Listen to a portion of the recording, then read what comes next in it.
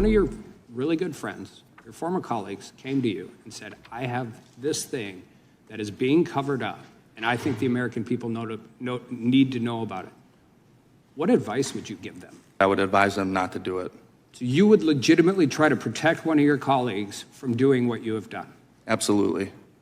And how do you think that solves being able to shine light on corruption, weaponization, any kind of misconduct that exists with the American people? It doesn't solve it.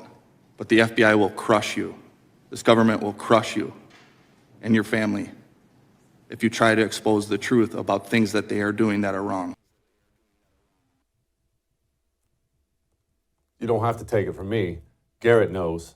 Joining me now, Garret O'Boyle, former FBI agent, veteran, and patriot. You know, as that old saying goes, everybody wants to do a patriot everyone wants to be a patriot until it's time to do patriot things. Well, Garret did patriot things and came forward, and now they're attacking him like the Cheka has always done. Garret, you tell your story really quickly before we get into the latest and greatest. What did the FBI do? What did those great men and women at the FBI do to you when you came forward?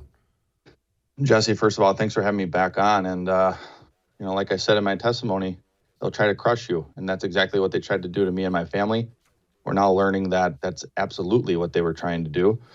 And we have people in the FBI who were admitting that that's what they were trying to do. So while I was mid-transfer, they basically tried to strip us of everything and make us financially destitute, as the latest whistleblower revelation has revealed.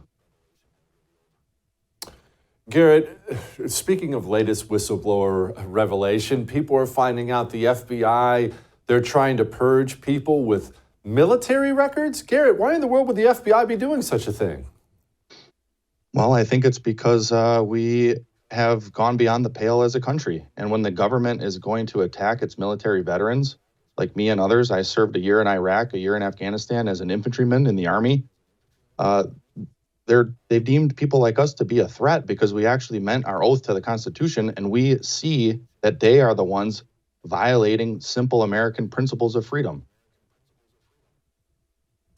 Garret, okay, the FBI, people you're still in touch with, are they aware of what's happening? I'm trying to gauge what percentage we have to worry about here. I realize the whole thing is a concern. The ones just following orders are just as big of a concern as others, but how many of these people are truly committed to destroying every Republican, and how many are just following orders waiting for that pension?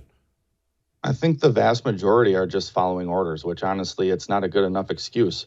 I've been in touch with a number of colleagues, former colleagues, over the last few days since this most recent whistleblower allegations and article came out. And some of them, they see it like I saw it, and they feel stuck. They don't know what to do. And then others keep their head in the ground like an ostrich and say, I didn't see what you're talking about, which, just based on my experience, everybody in the FBI can see and knows what's happening at this point.